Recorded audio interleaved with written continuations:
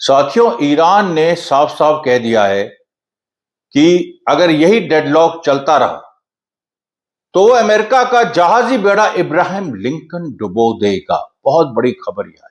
It's a news flash. और उसके साथ साथ देखिए, चारों तरफ से ऐसा माहौल गरमा रहा है जैसे बिल्कुल तूफान के पहले, एक बड़े तूफान आने के पहले, लोग कहते हैं तूफान के पहले की शांति। मैं वो नहीं कह रहा हूं। मैं कह रहा हूं तूफान के पहले का तूफान, एक छोटा तूफान लगातार चल रहा है। 4 मई को झड़पें हुई, 7-8 मई को झड़पें हुई, और अब यह स्थिति आ गई है कि ईरान ने सीधे कहा है हम अमेरिका के इब्राहिम लिंकन जहाजी बेड़े को हम डुबो देंगे। उसको डुबोने का मतलब है एक छोटे शहर को डुबोना जिसमें 4 से 5 हजार उसमें नाविक हैं। और ये बहुत बड़ा एक कार्ड, एक नया कार्ड। हमने इतने कार्ड्स के बारे में बात की है कि ईरान के पास स्टेट ऑफ हुर्मुज का कार्ड है। ईरान स्टेट्स ऑफ मलक्का में पहुंच के वहां से तेल चाइना को पहुंचा रहा है। ईरान स्टेट्स ऑफ लोम्बुक, इंडोनेशिया बाली के पास, वहां पहुंच के चाइना को तेल पहुंचा रहा है। सारे कार्ड्स जो ईरान के पास है, हमने चर्चा आपके सामने की। लेकिन इस कार्ड के बारे में, इब्राहिम लिंकन को डुबोने का जो कार्ड, ये हालांकि पहले ईरान ने इस बारे में बात की थी। और आपको याद होगा कि इमाम खामनेई 28 फरवरी को शहीद हुए, उसके पहले उनका आखिरी भाषण यही था कि वो जहाजी बेड़ा, वो ईरानी मिसाइलें भी उतनी ही खतरनाक हैं जो अमेरिका के सबसे खतरनाक जहाजी बेड़े को समुंदर की गोद में सुला सकता है। तो ये क्या टर्निंग पॉइंट होगा? Will this be the turning point? एक बात यहां पर और है, अमेरिका ने, अभी मैंने कल वीडियो बनाया था और आपसे कहा था कि, और आपको वो स्टेटमेंट भी दिखाया था जहां ट्रंप कह रहे हैं कि you will seen slow a glow from Iran. तो ग्लो क्या होता है? ग्लो तो न्यूक्लियर स्ट्राइक के बाद होता है। तो ये भी नहीं है कि अमेरिका ने जो धमकी दी है न्यूक्लियर स्ट्राइक की, उस पे ईरान को कोई असर पड़ा है। और ये जो बयान है कि इब्राहिम लिंकन को हम डुबो देंगे, ये ईरान ने नहीं कहा है कि अगर हम पे न्यूक्लियर स्ट्राइक हुई तो हम इब्राहिम लिंकन को डुबो देंगे। नहीं, ऐसा नहीं कहा। उन्होंने कहा है कि इब्राहिम लिंकन तो गया, अब कोई रास्ता नहीं है कि अमेरिका उसको बचा सकता है सिवाय इसके कि वो एक रिट्रीट कर जाए, पीछे हट जाए। यानी बातचीत बिल्कुल खत्म है, बातचीत का कोई मतलब नहीं। टर्निंग पॉइंट यही है। और ईरान ने अमेरिका की जो न्यूक्लियर स्ट्राइक की का जो थ्रेट है उसको इग्नोर करके एक पॉलिटिकल मास्टर स्ट्रोक खेल दिया। इतने बड़े थ्रेट को इग्नोर करके और अपना एक काउंटर थ्रेट देना, ये देखिए बड़ी बात है। ईरान ने यह भी कहा है कि अमेरिका के तो खैर दुस्साहस से हम निपट लेंगे, लेकिन उसके साथ साथ जो देश अमेरिका की मदद कर रहे हैं, यूएई जैसे, उनको भी हम नहीं छोड़ेंगे, हम उनके नक्शे को बदल देंगे। जी हां, आज देखिए हम चर्चा करेंगे कि कैसे इराक में भी इजराइल ने एक सीक्रेट फैसिलिटी बना ली थी जो अब डिस्कवर हुई है। बहराइन में एक बड़ा क्रैकडाउन वहां के जो शिया फोर्सेज हैं, जो मेजॉरिटी में हैं, उन पे बहराइन का सुल्तान कर रहा है। और ईरान का यह भी एक मकसद है कि बहराइन में तख्ता पलट हो। तो देखिए, ईरान ने जिस टर्निंग पॉइंट की बात की है, या मैं कर रहा हूं जिस टर्निंग पॉइंट की बात, उसके ये सारे रिपरकशंस होंगे। और अगर कोई जरा सा भी टैक्टिकल न्यूक्लियर वेपन भी अमेरिका ने एक एक्सपेरिमेंट के बतौर छोटी जगह भी मार दिया, जहां ज्यादा ईरान के लोग हताहत नहीं होंगे, या मान लीजिए रेडियो एक्टिविटी सबसे कम होगी, बहुत कम होगी, ऐसे ही डराने के लिए ईरान, तो उस समय ईरान ने कहा है कि उस स्थिति में तीसरा विश्व युद्ध शुरू हो जाएगा और मिडिल ईस्ट पे, वेस्ट एशिया पे ईरान का कब्जा होगा। साथियों, अमरीश मिश्रा के यूट्यूब प्लेटफॉर्म पे आपका स्वागत है। आज देखिए 10 मई है, 1857 महान क्रांति की 169th एनिवर्सरी। और मैंने इस पे ट्वीट भी किया है, लिखा भी है कि बहुत दुखद है कि प्राइम मिनिस्टर की तरफ से, नरेंद्र मोदी के हैंडल की तरफ से, आरएसएस के हैंडल की तरफ से, बीजेपी के हैंडल की तरफ से कोई ऐसा इस इवेंट को कमेमोरेट करता कोई ट्वीट नहीं आया। और इस चीज को ही लेके आप देखिए, इसमें बीजेपी को घेरने की बात नहीं है, कांग्रेस से भी नहीं आया, किसी और पार्टी से भी नहीं आया। और ये जो उदासीनता है भारतीय राष्ट्रवाद के प्रति, ये सारे भारतीय राष्ट्रवादियों के मुंह पर तमाचा है, उनको एक वेकअप कॉल है, तुम लोग इसी रास्ते पे चलो, बिल्कुल चलो।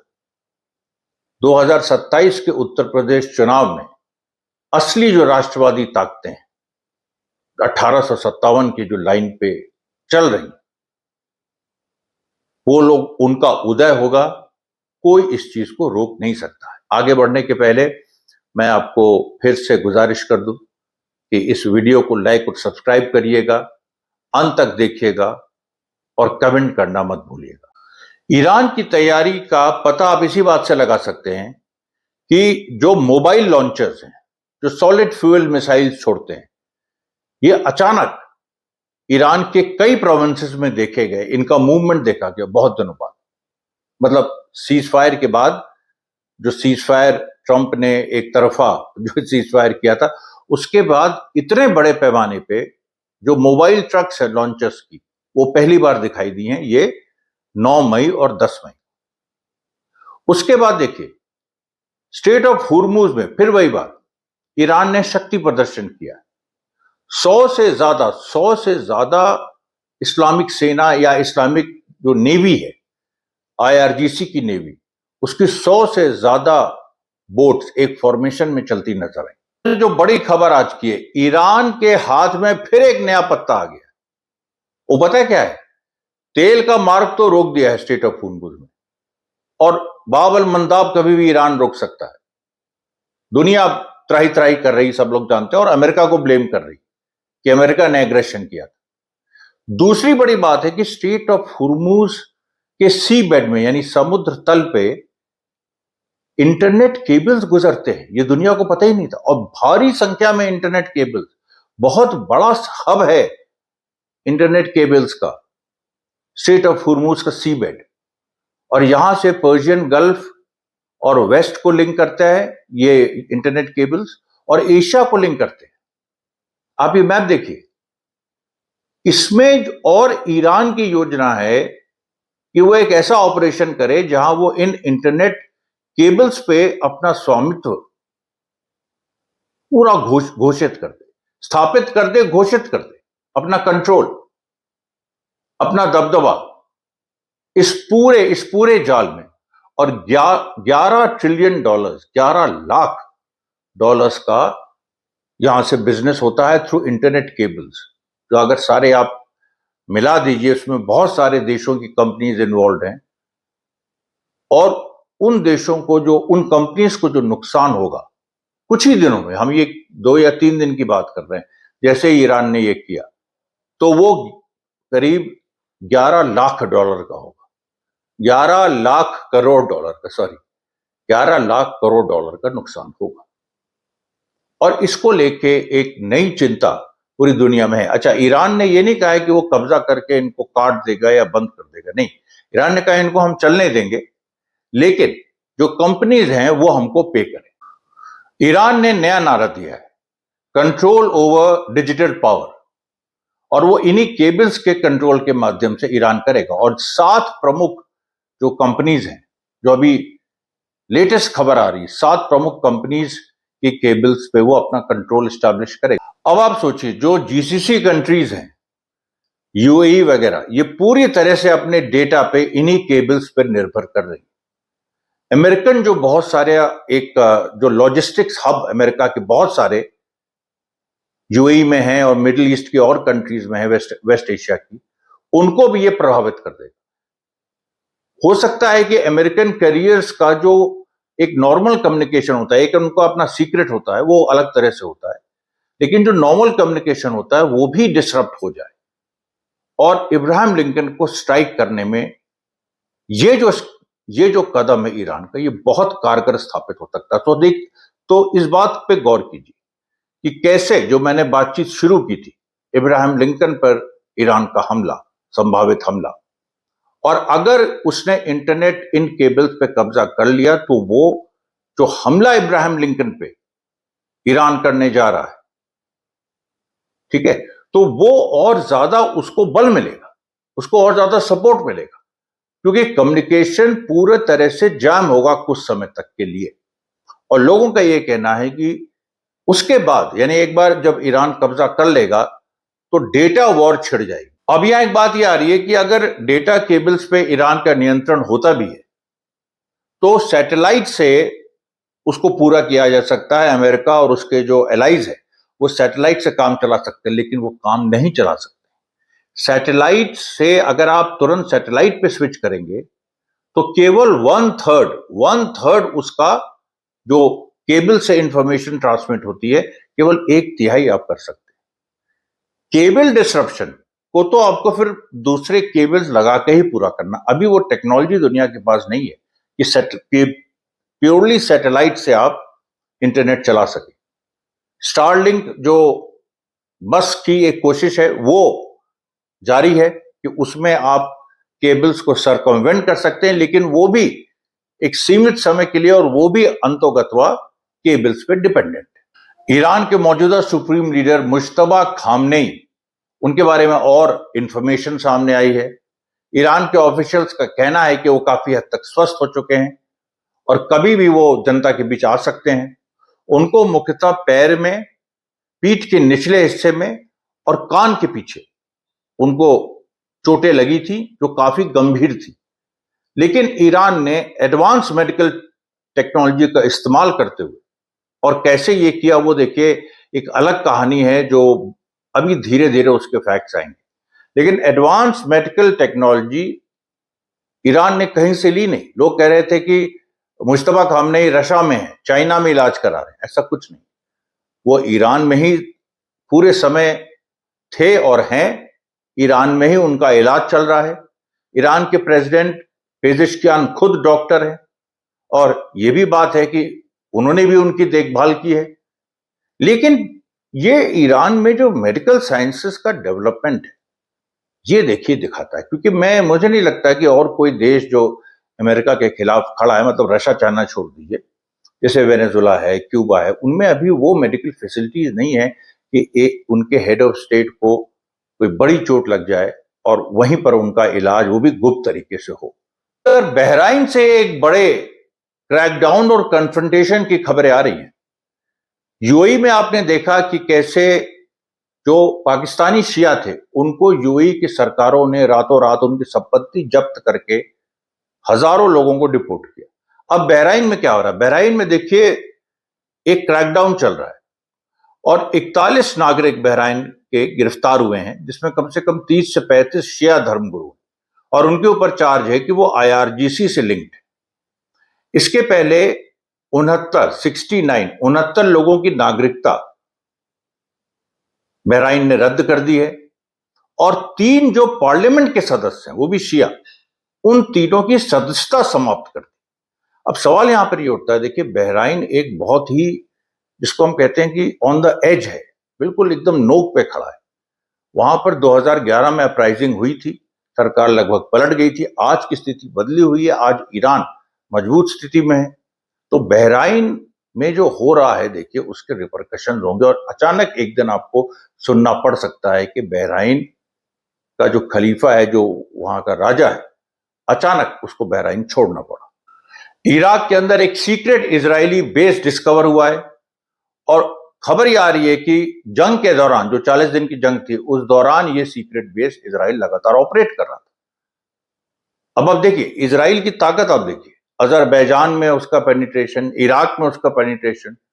अब इराक में क्या है कि क्योंकि एक बड़ा हिस्सा ऐसा भी है जो प्रो अमेरिकन है, 60% शिया हैं, 40% लेकिन सुन्नी है वहां पर, और सुन्नियों में एक नेताओं का एक हिस्सा और क्रांतिकारियों का, सुन्नी क्रांतिकारियों का, जो मुस्लिम ब्रदरहुड की थिंकिंग पर हैं, और मुस्लिम ब्रदरहुड की थिंकिंग खुमैनिज्म से मिलती, ईरान से मिलती, क्रांतिकारी दोनों है। तो सुन्नियों को जो सुन्नियों के अंदर, इराकी सुन्नियों के अंदर जो क्रांतिकारी हिस्सा है वो तो ईरान के साथ है, लेकिन एक बड़ा हिस्सा ऐसा भी है जो अमेरिका की दलाली करता है, और अमेरिका ने इराक के अभी चुनाव में कि कौन प्राइम मिनिस्टर बने, कौन प्रेसिडेंट बने, काफी दखल अंदाजी की। और अभी ये खबर आ रही है कि मार्च में, यानी मार्च 2026 में जब जंग चल रही थी, तो एक चरवाहों ने कुछ देखा कि उस इलाके में जहां पर इजराइल ने अपना बेस बनाया हुआ था, कोई एक्टिविटी हो रही है, और उन्होंने रिपोर्ट किया। तो इराकी सोल्जर्स वहां गए थे, लेकिन उनको गोलाबारी करके इजराइल ने दूर रखा। हालांकि अब क्या स्थिति है, अब इराक कैसे इस पूरी इंफॉर्मेशन पे एक्ट करेगा, इसको अभी देखना है। फिर देखिए, जो वॉशिंगटन पोस्ट ने अपनी रिपोर्ट दी थी, जिसमें कहा गया था कि ईरान ने बड़ी तबाही मचाई यूएस बेसिस पर, जो वेस्ट एशिया मिडिल ईस्ट में है, बड़ी तबाही मचाई। और बकायदा वॉशिंगटन पोस्ट ने लिखा था कि ईरान ने जितनी भी सैटेलाइट इमेजरीज जारी की, उसमें 100%, 100% वो सच थी। सबकी तस्दीक हुई है। अब न्यूयॉर्क टाइम्स ने भी वैसी रिपोर्ट, और न्यूयॉर्क टाइम्स ने भी कहा कि हमने एक एक जगह जाके पता किया। सऊदी अरेबिया में जो प्रिंस सुल्तान एयरबेस पे हमला हुआ, बगदाद में जो विक्ट्री एयरबेस है उस पे हमला हुआ, सारे जो अमेरिकन बेसेस, बहराइन में जो 5th फ्लीट का जो हेडक्वार्टर है वहां पर, कतर में, और हर जगह बात सही निकली कि ईरान ने भारी तबाही मचाई। अब देखिए, लेबनान में इजराइल ने, अब क्या कहा जाए इसको, खिसिया करी 32 हमले किए हैं पिछले 24 घंटों में, लेकिन एक भी हमला हिजबुल्लाह पे नहीं, सब सिविलियंस। 42 सिविलियंस के मारे जाने की खबर है, लेकिन उसके साथ साथ यह भी खबर है कि 12 से ज्यादा इजरायली सोल्जर्स जो लगातार हिजबुल्लाह मार रहा है, उसमें वो घायल हो गए हैं या मृत हुए। और 2 वीडियो हिजबुल्लाह ने जारी किए हैं, और एक वीडियो में आप देखिएगा, इजरायली टैंक पे हिजबुल्लाह का ड्रोन स्ट्राइक करता है और वो इजरायली सोल्जर भागता है।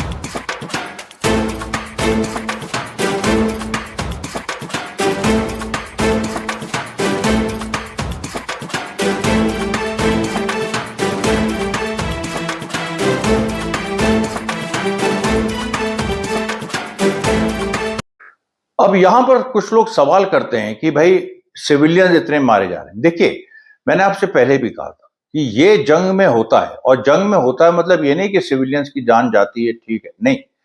एक्चुअली क्या होता है, जैसे हिटलर जैसा आदमी, उसने सोचा था कि फ्रांस कॉन्कर करने के बाद हम ब्रिटेन में सिविलियन इलाकों में हमला करके ब्रिटेन का मोरल तोड़ देंगे और वहां की सेना सरेंडर कर जाएगी। लेकिन हुआ उल्टा, सिविलियन इलाकों पे हिटलर हमला करता रहा, उससे लेकिन जो रॉयल एयरफोर्स है उसको टाइम मिल गया नई टेक्नोलॉजीज को इजाद करने में या अमेरिका से शेयर करने में, और एक अपनी नई डिफेंस लाइन बनाने में। वही गलती देखिए, वही गलती अमेरिका इजराइल ने इस 40 दिन की जंग में की। उन्होंने सिविलियन एरियाज को मारा और इस्लामिक सेना को महत्वपूर्ण टाइम दिया कि वो रिग्रुप करके वापस जवाब दे। और अभी देखिए, लेबनान में फिर वही गलती इजराइल कर रहा है, सिविलियन एरियाज में मार रहा है। मिलिट्री सिचुएशन पे इस पे कोई फर्क नहीं पड़ता, बल्कि जो अभी इजराइल कर रहा है, अंतिम दौर में आप देखिएगा यही इसकी सबसे बड़ी गलती स्थापित होगी, और यह हो सकता है कि इजराइल के वजूद को भी यही गलती मिटा दे। फिर फिलिस्तीन से भी खबर है कि वेस्ट बैंक में, मैंने आपको बताया था रेजिस्टेंस की घटनाएं, तो पिछले 24 घंटों में कम से कम 18 रेजिस्टेंस की घटनाएं हुई हैं, और 3 घटनाओं में इजरायली सेटलर्स बुरी तरह से घायल हुए हैं। वहां खुल के आप सोचिए कि इजरायली सेटलर्स और फिलिस्तीनी जनता, उनके बीच पथराव, गोली, सब कुछ हो रहा है। आईडीएफ जो है वो सेटलर्स का साथ देती है। पैलेस्टीनियंस की अपनी रेजिस्टेंस फोर्सेस हैं जो बीच बीच में उभरती हैं, लेकिन वो ज्यादा अभी कुछ एकदम फुल स्केल उनका पार्टिसिपेशन अभी नहीं हो पा रहा है, क्योंकि वो वेट कर रही है एक सही टाइमिंग के लिए कि जंग दोबारा शुरू हो ईरान और अमेरिका के बीच, और फिर वो स्ट्राइक करे। लेकिन देखिए अभी गाजा में जो इजरायली बमबारी है वो अब उन्होंने सीमित कर दिया है। कुछ गाजा की पुलिस पर वो निशाना साध रहे हैं, जो कि फेल हुआ है अपने ऑब्जेक्टिव में, क्योंकि गाजा में जो इजरायली एजेंट हैं उनको पकड़ पकड़ के गिरफ्तार किया है और जो सलूक उनके साथ होना चाहिए वो हुआ है। और इधर देखिए अभी जो लेटेस्ट आंकड़े आए हैं उसमें करीब 11 अक्टूबर 2024 के बाद जो गाजा ट्रूस हुआ था उसको लेकर उसके बाद से लेकर अभी तक वही करीब 800 से ऊपर फिलिस्तीनी सिविलियंस शहीद हुए हैं और उसमें करीब 1000 के ऊपर घायल हैं। तो ये देखिए स्टैटिस्टिक्स आ रही हैं। गाजा में बहुत सारे महत्वपूर्ण लोगों को गिरफ्तार जो किया था, खासतौर पर डॉक्टर अबू सुफियान, तो उनको उनको भी टॉर्चर किया गया है, उसकी भी खबरें आ रही हैं। ये सब निंदनीय है। गाजा के सुमुद फ्लोटिला में जो लोग थे उनको भी टॉर्चर किया गया, अब लेकिन छोड़ना पड़ा। तो ये देखिए आज की खबरें थी। आज रात को निश्चित वीडियो दूसरा आएगा और तब तक के लिए धन्यवाद साथियों, बहुत बहुत धन्यवाद।